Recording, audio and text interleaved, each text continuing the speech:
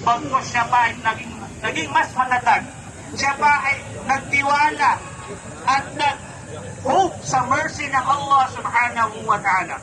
Pero din mga kapatid sa pananampalatayang Islam, yung ating pamumuhay dito sa mundo, iba't ibang pagsubok, mapapersonal man na pagsubok yan, o kaya pagsubok sa komunidad, societal pressures, ay dapat huwag natin iala yung ating pag-aagama, huwag natin iala yung ating pananampalataya. Dahil nung nakikita yung kapatid, meron tayong mga, siguro iba sa ating kapatiran na Muslim, na pag sinubok yung kanyang pananampalataya, between sa kanyang trabaho, between sa kanyang business, o kaya between sa kanyang kaibigan, minsan mas pinili nila yung kanilang business, yung kanilang trabaho, yung kanilang kapamilya, kaibigan, kahit na pa nalalabag nila yung kautusan ng Allah.